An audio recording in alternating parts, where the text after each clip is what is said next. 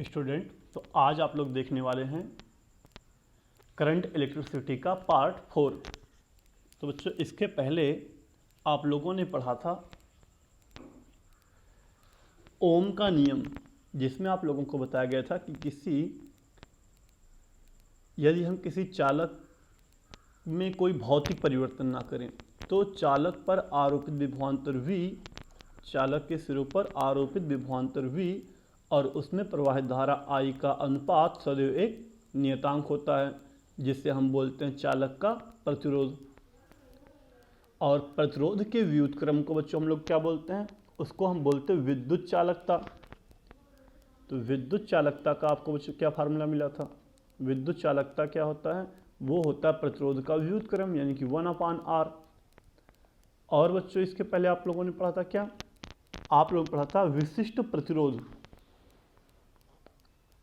विशिष्ट प्रतिरोध, और इसका बच्चों आप लोगों को फार्मूला क्या मिला था?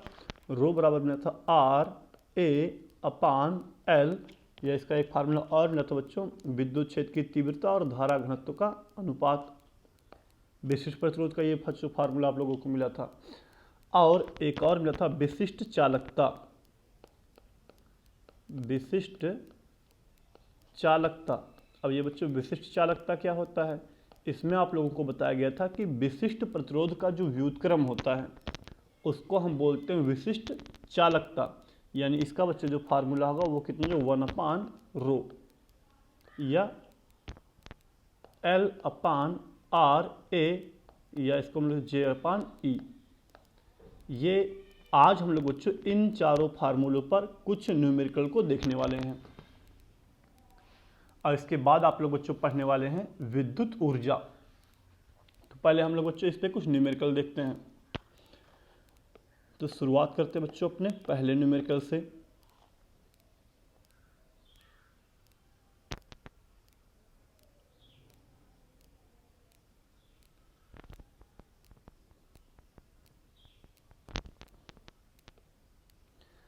अब बच्चों इस क्वेश्चन में दिया गया है एक चालक में 50 वोल्ट पर 2 मिली एम्पियर तथा 60 वोल्ट पर 3 मिली एम्पियर की धारा बहती है, तो चालक ओमी है या अनओमी है, इसे गणना द्वारा स्पष्ट कीजिए। तो बच्चों देखिए, कोई भी ऐसा चालक जो ओम के नियम का पालन करता है उसको हम लोग बोलते हैं ओमी है, और जो बच्चों ओम के नियम का पालन नहीं करता उसको हम लोग अनओमी बोलते हैं। तो बच्चों यहां ध्यान देना, अब हम लोग पहले चेक करें चालक में जब 50 वोल्ट हम लोग लगा रहे तभी इसमें 2 मिली एम्पीयर की धारा बह रही है। तो हम लोग अगर शुरुआती केस की बात करें बच्चों, तो प्रतिरोध R इसका कितना आ रहा है? शुरू में आ रहा है V/I। इसको अगर हम लोग हल कर दें तो V का मान शुरू में बच्चों 50 वोल्ट है और I का मान है 2 मिली एम्पीयर, यानी कि 2 × 10⁻³ तो बच्चों ये हल करने पे आ जाएगा, कितना आ जाएगा हमारा? यह आ जाएगा 25 × 10⁻³ अब बच्चों बाद वाली बात करें केस 2 की, तो बाद में कह रहा है अगर हम इस पर 60 वोल्ट का एम्पियर, वो 60 वोल्ट का विभवांतर लगा रहे हैं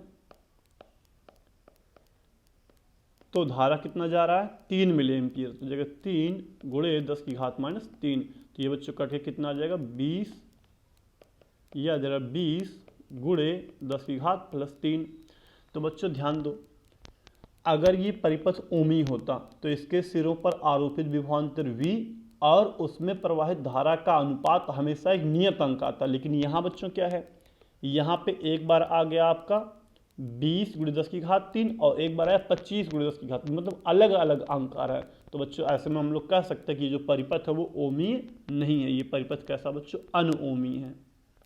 ये परिपथ अनओमी है क्योंकि ये ओम के नियम का पालन नहीं कर रहा है। नेक्स्ट क्वेश्चन देखते हैं बच्चों।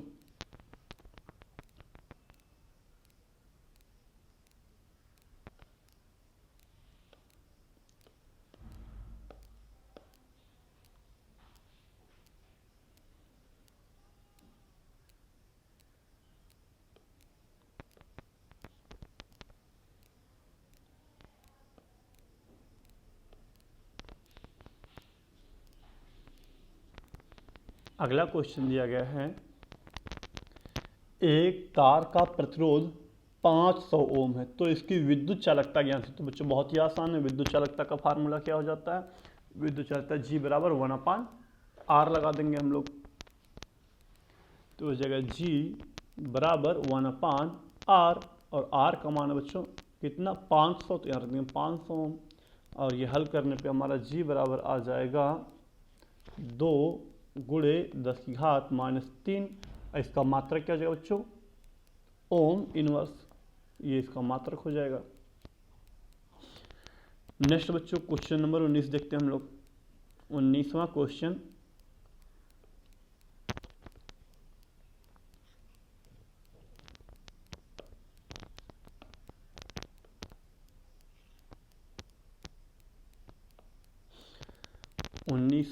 दिया गया है,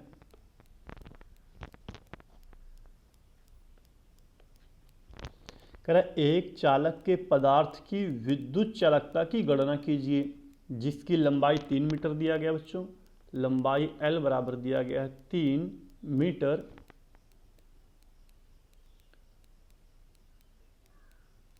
और इसका क्षेत्रफल दिया गया 0.02 मिलीमीटर स्क्वायर। तो क्षेत्रफल दिया गया A बराबर 0.02 मिलीमीटर स्क्वायर है बच्चों। इसको जब हम लोग बदलेंगे मीटर में तो क्या हो जाएगा, मीटर में बदलने के लिए हम लोग यहाँ पे सेंटीमीटर में बच्चों 100 से भाग करेंगे, तो 2 बार भाग करना पड़ेगा, तो 10⁻⁴ मीटर स्क्वायर, या इसको लिख सकते हैं बच्चों कितना 2 × 10⁻⁶ मीटर स्क्वायर, ये क्षेत्रफल हो गया। और प्रतिरोध R का मान दिया 2 ओम। और पूछ क्या रहा हमसे, पूछ रहा है क्वेश्चन में विद्युत चालकता। तो बच्चों आप लोग पता है विद्युत चालकता का फार्मूला क्या होता है,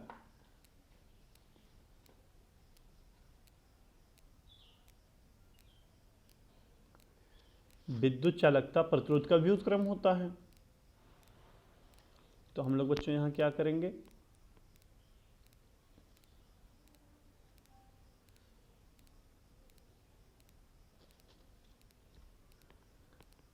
अब बच्चों यहाँ देखो क्या दिया है, पदार्थ के चालक विद्युत चालकता पूछ रहा हो, दिया क्या, लंबाई दे दिया 3 मीटर और क्षेत्रफल दे दिया बच्चों। दिया तो बहुत कुछ, लेकिन हमें काम किस चीज़ का, हमें पर सिर्फ बताना चाहिए चालकता के लिए विद्युत चालकता G बराबर होता है 1/R। तो बाकी हमें कुछ भी दिया हो, हमें किसी चीज़ का काम ही नहीं, सीधे हम लोग रखेंगे 1/R की जगह पे बच्चों 0.2 रख देंगे हम लोग।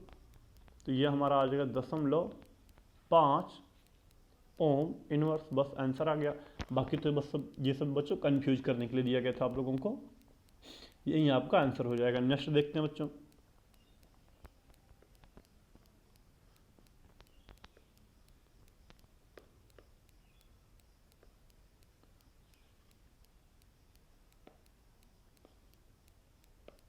अगला क्वेश्चन देखते हैं, क्वेश्चन नंबर 20। ऐसे में कह रहा है लोहे की एक छड़ जिसकी लंबाई दिया बच्चों 4 मीटर और अनुप्रस्थ परिच्छेद का क्षेत्रफल दिया है 2 सेंटीमीटर स्क्वायर, और लोहे का विशिष्ट प्रतिरोध दे दिया है 10 × 10⁻⁶ ओम सेंटीमीटर। तो छड़ का प्रतिरोध, अब बच्चों अगर विशिष्ट प्रतिरोध दिया गया हो तो फार्मूला क्या होता है, विशिष्ट प्रतिरोध रो बराबर बच्चों फार्मूला तो RA/L, इसे बच्चों मान रख देते हैं। रो कितना दिया हमें, तो क्वेश्चन नंबर 20 में रो का मान दिया गया है 10 × 10⁻⁶, तो 10 × 10⁻⁶। R ज्ञात ही करना बच्चों। क्षेत्रफल A कितना दिया है बच्चों, तो क्षेत्रफल दिया है 2 सेंटीमीटर स्क्वायर, तो इसको मीटर में बदलेंगे तो हो जाएगा 2 × 10⁻⁴ मीटर स्क्वायर। लंबाई L कितना दिया गया बच्चों, 4 मीटर दिया गया है लंबाई L। तो इसको जब बच्चों आप हल करेंगे तो 2 से 2 कट जाएगा, यहाँ आ जाएगा 2, इधर गुणा हो जाएगा बच्चों। तो ये पूरा हल करने पर आ जाएगा R बराबर 2 × 10⁻⁵ बटे 10⁻⁴। ये हल करने पर आ जाएगा बच्चों 0.2।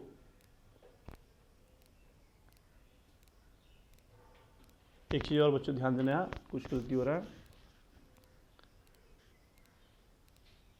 ये जो बच्चों विशिष्ट प्रतिरोध दिया गया ओम इंटू सेंटीमीटर में दिया गया है विशिष्ट प्रतिरोध का मान। तो जो इसको बदलोगे बच्चों मीटर में तो यहाँ हमें 10⁻2 से और गुणा करना पड़ेगा, वो भाग करना पड़ेगा 100 से। तो ये हो जाएगा बच्चों कितना, यहाँ आ जाएगा 10⁻-2 घात और जुड़ जाएगा। यह आएगा बच्चों हमारा 2 ×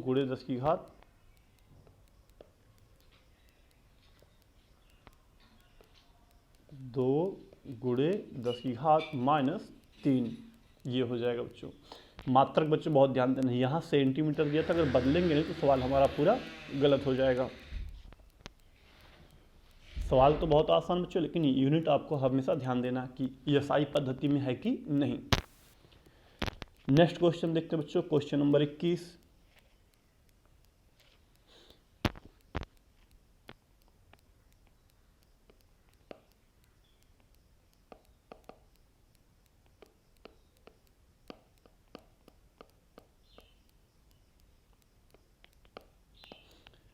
अब बच्चों क्वेश्चन नंबर 21 में दिया है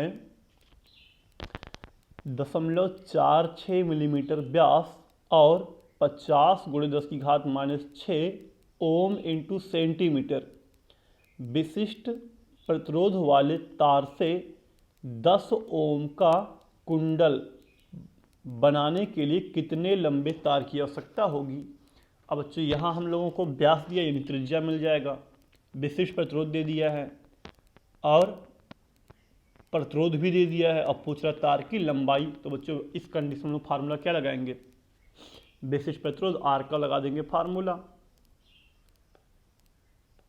आर बराबर या रो बराबर बच्चों हम लोग लिख सकते हैं रो बराबर आर ए अपान एल। तो बच्चों यहाँ हम लोगों को एल पूछ रहा, बाकी सब रो भी दे दिया, आर भी दे दिया, एल भी दे, ए भी दे दिया है। तो ए की जगह पे आप लोग ये रख लीजिएगा बच्चों, पाई आर स्क्वायर, त्रिज्या पता है, हल कर लीजिएगा, बहुत ही आसान है। नेक्स्ट क्वेश्चन देखते हैं बच्चों। नेक्स्ट क्वेश्चन दिया है 10 सेंटीमीटर व 20 सेंटीमीटर आंतरिक व बाह्य त्रिज्याओं वाले 1 मीटर लंबे खोखले बेलनाकार पाइप का प्रतिरोध ज्ञात कीजिए, जबकि पदार्थ की प्रतिरोधकता दिया है 2 × 10⁻8 ओम इंटू मीटर। अब बच्चों क्वेश्चन समझो। क्वेश्चन ये कह रहा है कि हमारे पास एक तार है, वो भी अंदर से कैसा, अगर बच्चों ये तार पूरा का पूरा ठोस होता, अंदर से खाली ना होता, तो इस तार के अंदर जितना भी प्रतिरोध है, अगर हम उस पूरे का प्रतिरोध निकालते तो हम लोग सूत्र क्या लगाते हैं, आर बराबर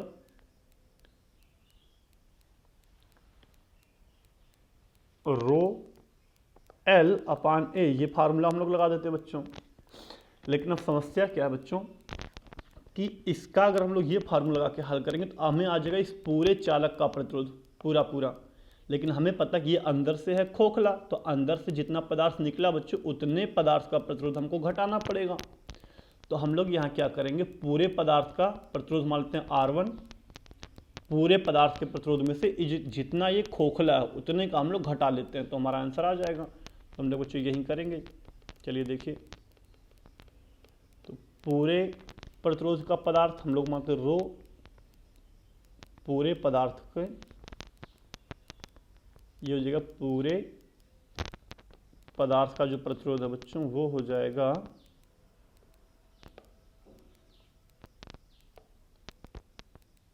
रो पूरी लंबाई L बटे पूरा क्षेत्रफल A, और इसमें से घटा देंगे हम लोग कितना, जो खोखला पार्ट है उसका हम लोग प्रतिरोध घटाएंगे तो उसका हो जाएगा रो स्मॉल l बटे L। तो बच्चों सेम रहेगा, खोखला करने पे लंबाई नहीं बदलेगा,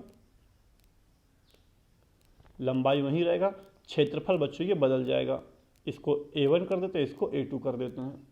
तो ये बच्चों हल करने पे कितना आ जाएगा हमारा प्रतिरोध R, ये हो जाएगा R बराबर रो, तो बच्चों कॉमन हो जाएगा, L भी कॉमन हो जाएगा, आएगा यहाँ कितना 1 माइनस, और बच्चों क्षेत्रफल तो दिया नहीं, क्षेत्रफल के बदले हमें क्या दिया गया है, त्रिज्या दिया गया है 10 सेंटीमीटर और 20 सेंटीमीटर।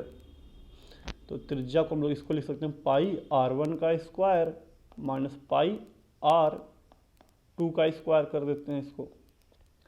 तो ये बच्चों रो का मान, अब रो एल और पाई हो जाएगा आपका कॉमन, यहाँ बचेगा बच्चों 1/r1 का स्क्वायर माइनस 1/r2 का स्क्वायर। अब बच्चों यहाँ पे आप वैल्यू रख के हल कर सकते हैं आसानी से।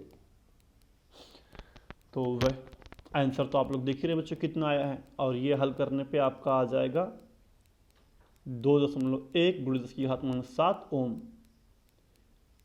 और एक चीज़ ध्यान देना, जहाँ जहाँ सेंटीमीटर दिया गया उसको मीटर में आप लोग बदल के रखिएगा, नहीं तो आपका सवाल गलत हो जाएगा। नेक्स्ट क्वेश्चन देखते हैं बच्चों।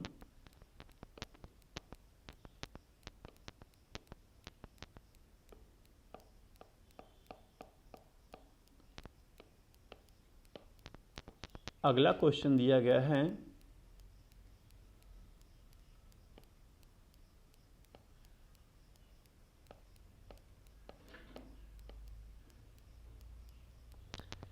एक ही धातु के 3 तारों की लंबाइयां तथा द्रव्यमानों का अनुपात क्रमशः 3:2:1 तथा 1:2:3 है। तो इन तारों के प्रतिरोधों का अनुपात ज्ञात कीजिए।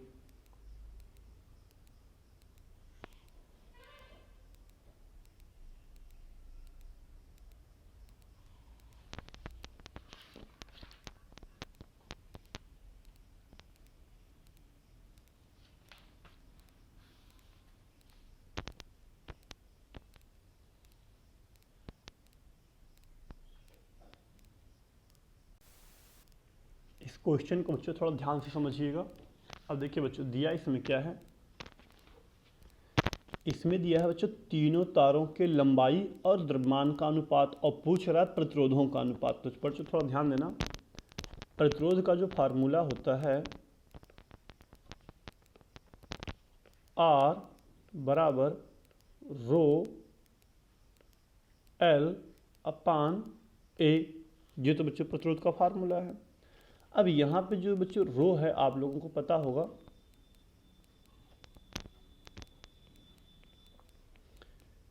रो विशिष्ट प्रतिरोध। अच्छा, एक लोग आप लोगों ने एक फार्मूला पढ़ा होगा,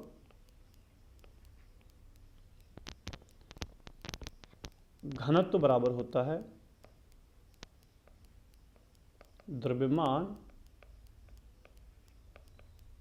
द्रव्यमान बटे आयतन।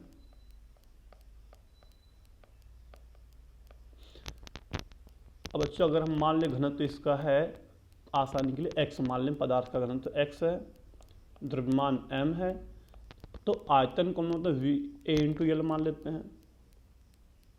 आयतन को v या a इंटू एल, क्षेत्रफल गुणे लंबाई मान लेते हैं आयतन को। तो बच्चों यहाँ से अगर हम लिखना चाहें a बराबर हम लोग कितना लिख सकते हैं, क्षेत्रफल a बराबर लिख सकते हैं m बटे XL, ये लिख सकते हैं। अब बच्चों इसी a का मान अगर हम यहाँ रख दें तो हमारा ये हो जाएगा a की जगह पे m बटे XL, XL चला जाएगा ऊपर, तो ये बच्चों आ जाएगा प्रतिरोध R बराबर रो X इंटू L स्क्वायर बटे M। अब बच्चों ध्यान देना, अगर तीनों प्रतिरोध ये एक ही धातु के बने हैं तो इन तीनों के लिए रो का मान यानी विशिष्ट प्रतिरोध और घनत्व ये दोनों चीज़ सेम होगा, रो और एक्स का मान, क्योंकि पदार्थ तो पूरा एक ही धातु का बना हुआ, तो रो और एक्स का मान तो सेम होगा। तो ऐसे में बच्चों जो इन तीनों के प्रतिरोधों का अनुपात होगा वो आएगा R1 अनुपाते R2 अनुपाते R3, ये बराबर होगा बच्चों L1 का स्क्वायर बटे M1 अनुपाते L2 का स्क्वायर बटे M2 अनुपाते L3 का स्क्वायर बटे M3। तो बच्चों हम लोग मान रख लेते हैं यहाँ से देख के। L1 का कितना दिया बच्चों, ये L2 और ये L3 रहेगा बच्चों, यहाँ पे हमने गलती कर दिया है, घात 2 रहेगा। तो अब बच्चों L1 का मान कितना दिया है, तो क्वेश्चन में L1 है 3, तो 3 का वर्ग हो जाएगा बच्चों यहाँ, बटे M1 कितना है, M1 है 1 अनुपात L2 बच्चों है 2, तो 2 का वर्ग कर देंगे यहाँ, बटे नीचे हो जाएगा 2 M2 का मान, और L3 का मान बच्चों 1, तो यहाँ 1 का वर्ग कर देंगे, बटे 3 M3 का मान। और इसको थोड़ा सॉल्व करेंगे हम लोग, तो ये कितना आ जाएगा, ये आ जाएगा 9 अनुपात ये बच्चों आ जाएगा 2 अनुपात 1/3। अब इसको थोड़ा आसान कर देते हैं, 3 से गुणा कर देते हैं सरल करने के लिए, हो जाएगा 9 त्रिक 27, 3 दूनी 6, और इधर आ जाएगा 1, ये हो जाएगा बच्चों आंसर, प्रतिरोध का अनुपात। नेक्स्ट क्वेश्चन देखते हैं बच्चों हम लोग।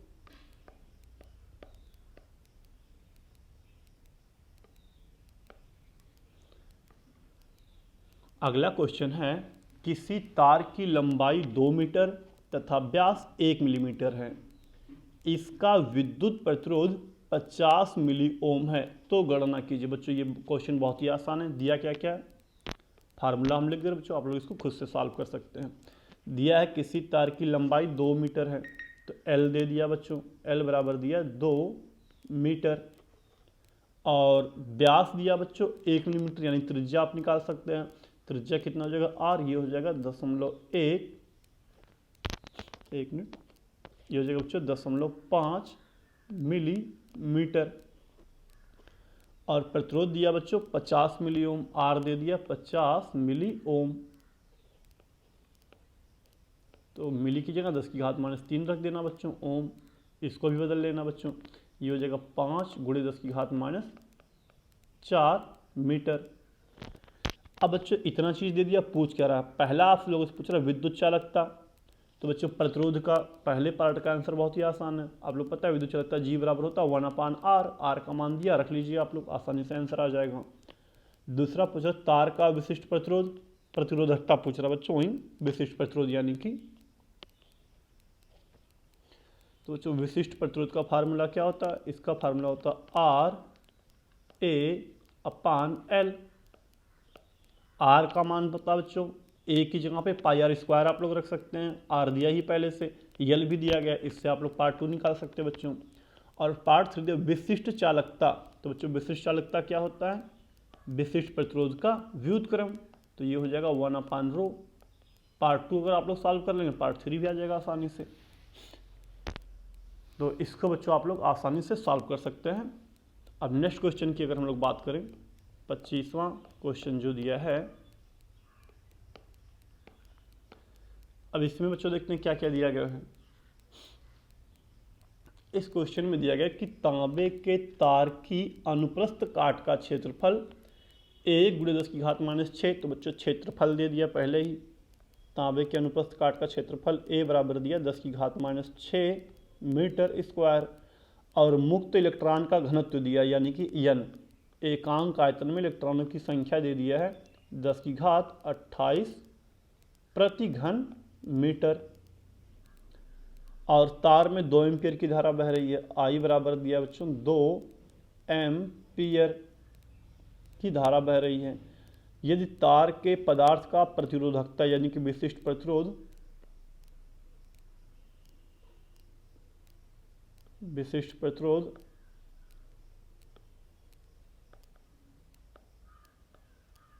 रो बराबर दे दिया है 1.6 × 10⁻⁸ ओम इंटू मीटर, तो पूछ रहा तार में विद्युत क्षेत्र की तीव्रता ज्ञात कीजिए। अब ये बच्चों देखिए है तो सवाल आसान, आप लोगों को अगर पता चल जाए विद्युत क्षेत्र की तीव्रता का सूत्र, तो आप लोग आसानी से निकाल सकते हैं। तो बच्चों ध्यान देना, विशिष्ट प्रतिरोध का एक फार्मूला लिखवाया गया था, रो बराबर होता है आपका विद्युत क्षेत्र की तीव्रता E बटे धारा घनत्व J। इसी से बच्चों आप लोग क्या लिख सकते हैं, इसी से हम लोग लिखते हैं विद्युत क्षेत्र की तीव्रता E बराबर रो इंटू में J। अब रो का मान दिया गया बच्चों, J दिया नहीं गया है, लेकिन हम J की जगह पे लिख सकते हैं I/A। तो अब बच्चों बहुत ही आसान, आप लोग वैल्यू रख के आसानी से लगा सकते हैं। कितना है, रो का मान 1.6 गुणे 10 की घात -8, धारा आई का मान 2 एम्पियर बटे क्षेत्रफल ए का मान 10 की घात -6। तो ये बच्चों हल करने पे कितना आ जाएगा, ये आ जाएगा 3.2 गुणे 10 की घात -2 आ जाएगा वोल्ट प्रति मीटर, विद्युत क्षेत्र की तीव्रता का मात्रक। तो बच्चों ये तो हो गया कुछ न्यूमेरिकल। अब बच्चों हम लोग आगे के टॉपिक देखते हैं। आगे के टॉपिक क्या हैं,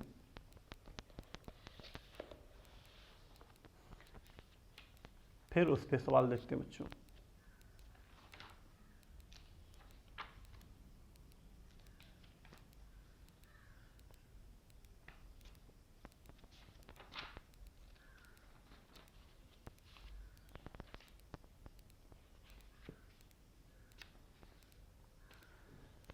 अब जो बच्चों अगला टॉपिक है वो है आपका विद्युत ऊर्जा। विद्युत ऊर्जा क्या होता है, या वैद्युत ऊर्जा भी आप कह सकते हैं।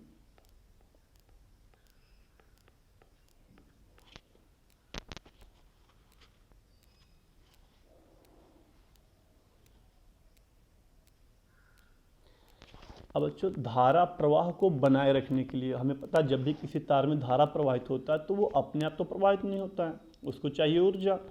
जो धारा प्रवाह को बनाए रखने के लिए किसी भी परिपथ में जितनी ऊर्जा व्यय होती है उसी व्यय ऊर्जा को ही हम लोग बच्चों क्या बोल देते हैं, विद्युत ऊर्जा बोल देते हैं।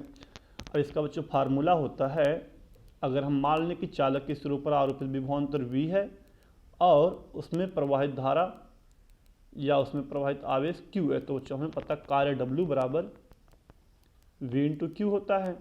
चूंकि कार्य और ऊर्जा एक दूसरे के तुल्य होते हैं बच्चों, तो यही कार्य विद्युत ऊर्जा के रूप में परिवर्तित हो जाएगा। तो विद्युत ऊर्जा हो जाएगा, विद्युत ऊर्जा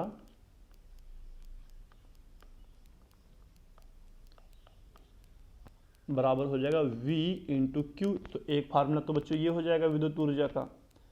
अब हमें पता है तो Q बराबर होता I × T, तो हो जाएगा VIT। एक फार्मूला ये भी बच्चों विद्युत ऊर्जा का हो जाएगा। चाहे इसको बच्चों आप बोलिए व्यय ऊर्जा या इसको आप विद्युत ऊर्जा भी बोल सकते हैं। किसी भी परिपथ में आवेश प्रवाह या धारा प्रवाह को बनाए रखने के लिए जितना भी कार्य करना पड़ता है या जितना भी ऊर्जा व्यय होता है उस सबको हम लोग विद्युत ऊर्जा ही बोलेंगे। तो ये आ जाएगा एक फार्मूला। और देखो बच्चों इसका फार्मूला, अब बच्चों आप लोगों को पता, एक तो 2 फार्मूला तो बच्चों ये हो ही गया है। इसके अलावा बच्चों आप लोगों को पता है कि विभवांतर V बराबर होता है I × R ओम के नियम से।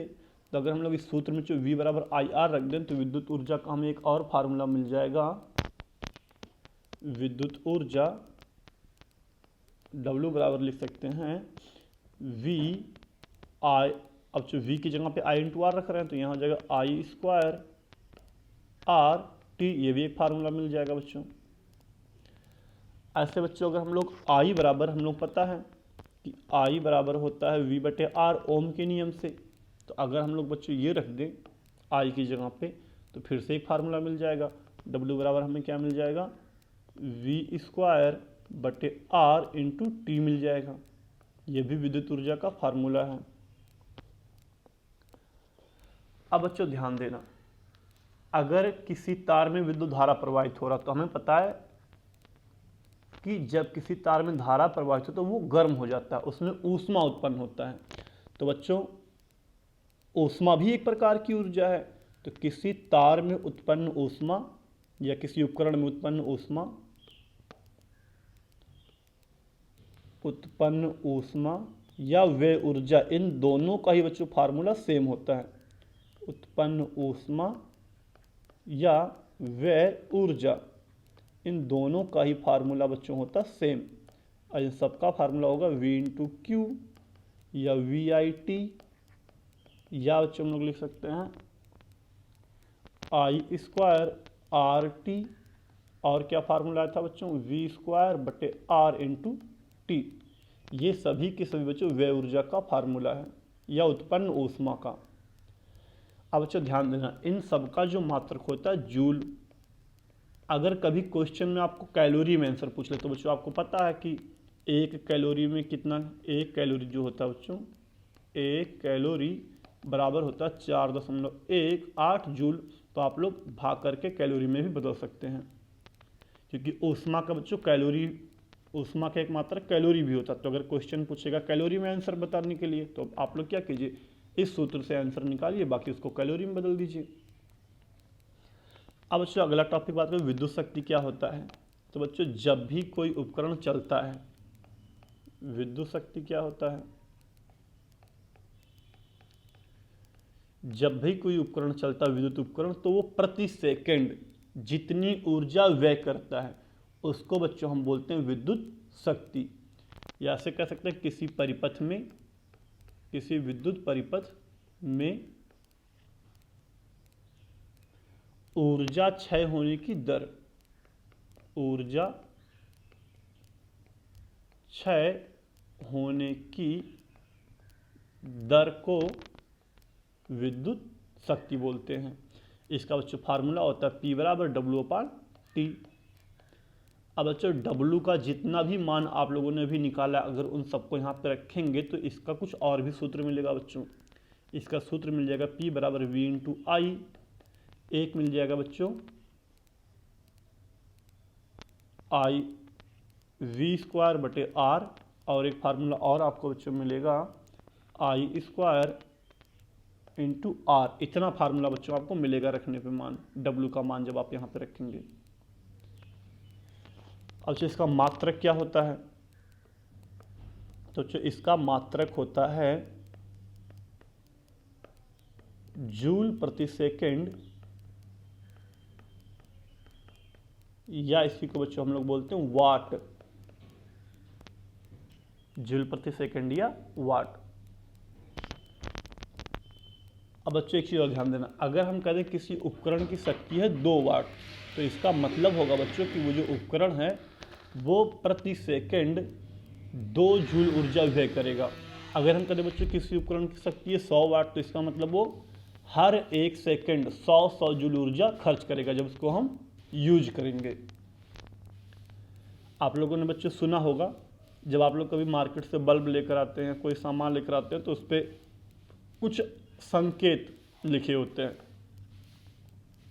अगर आप लोगों ने कभी बल्ब देखा होगा तो उस पर जब आप लोग मार्केट से लाएंगे तो उस पर ऐसे लिखा रहता है बच्चों, लिखा रहता है 220 V 40 W, या ऐसे लिखा रहता है कहीं 100 W 220 V, ऐसे कुछ अंक लिखे रहते हैं बच्चों।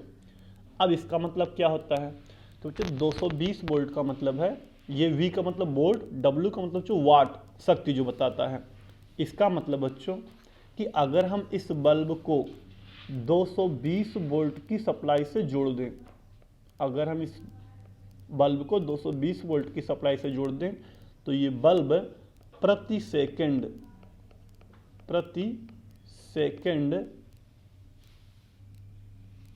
40 जूल ऊर्जा व्यय करेगा, क्योंकि इसकी शक्ति 40 है, तो ये हर सेकंड बच्चों 40 जूल ऊर्जा व्यय करेगा। और अगर इस बल्ब को जोड़ेंगे बच्चों 220 वोल्ट से, तो ये वाला हर सेकंड 100 जूल ऊर्जा व्यय करेगा, 100 जूल ऊर्जा व्यय करेगा बच्चों ये। अब चीज और, अगर किसी उपकरण पे इस टाइप का कोई संकेत लिखा गया है, ये जो दिया गया है, तो इससे बच्चों हम लोग 2 चीजें पता कर सकते हैं। पहला बच्चों हम लोग पता कर सकते हैं उस उपकरण का प्रतिरोध, कैसे, तो बच्चों शक्ति P बराबर होता है V²/R। इसी से बच्चों हम लोग R बराबर लिख सकते हैं V²/P। अब बच्चों V और शक्ति P अगर दोनों का हम लोग मान देंगे तो उस उपकरण का प्रतिरोध पता चल जाएगा इस फार्मूले से। तो एक तो हम लोग उससे प्रतिरोध पता कर सकते हैं, दूसरा बच्चों हम लोग पता कर सकते हैं, एक फार्मूला और मिला शक्ति का P बराबर V/I। इसी से बच्चों I बराबर हो जाएगा आपका P/V।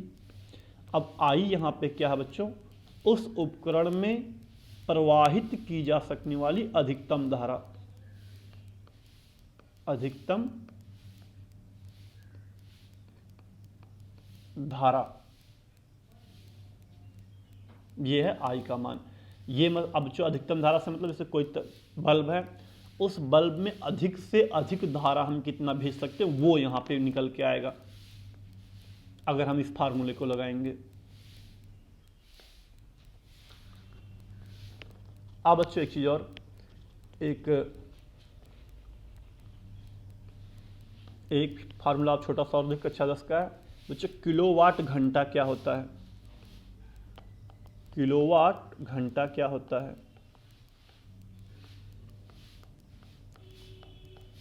तो बच्चों ये ऊर्जा का एक बहुत बड़ा मात्रक, इसी को हम शॉर्टकट में बोलते हैं बच्चों, यूनिट बोलते हैं शॉर्टकट में, आसानी के लिए यूनिट बोलते हैं।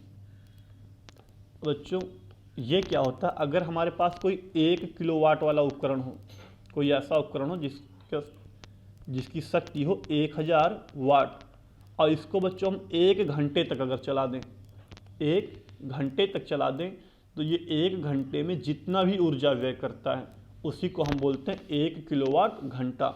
इसका मान बच्चों होता है 1000 वाट गुणे 1 घंटा। बच्चों 1 घंटे में तो 3600 सेकेंड, तो ये गुणा करने पे आ जाएगा 3.6 गुणे 10⁶ जूल। इतने को हम लोग बोलते हैं बच्चों 1 किलोवाट घंटा या 1 यूनिट बोलते हैं इसको, 1 यूनिट या 1 किलोवाट घंटा बोलते हैं इसको। अब बच्चों इसका यूज कहाँ है? तो घरों में जो बच्चों बिजली खर्च होती है वो बहुत ज़्यादा होता है, उसको अगर हम जूल में नापेंगे बच्चों तो थोड़ा मुश्किल होता है, तो इसलिए हम लोग घरों में यूज होने वाली बिजली को यूनिट या किलोवाट घंटा में नापते हैं। और इसको नापने का एक फार्मूला होता है बच्चों, अगर वे ऊर्जा आपको यूनिट में निकालना हो तो एक फार्मूला होता है यूनिट की संख्या, यूनिट की संख्या। ये बच्चों फार्मूला इसका होता है वाट गुणे घंटा गुणे दिन बटे समय। ये फार्मूला होता है बच्चों व्यय ऊर्जा ज्ञात करने का यूनिट में। जूल में ज्ञात करना तो बहुत सारे सूत्र हम लोग निकाल सकते हैं, लेकिन ये यूनिट में ज्ञात करने का फार्मूला है। तो बच्चों आज का लेक्चर हम लोग यहीं पे समाप्त करते हैं। अब कल हम लोग इससे संबंधित न्यूमेरिकल को देखेंगे।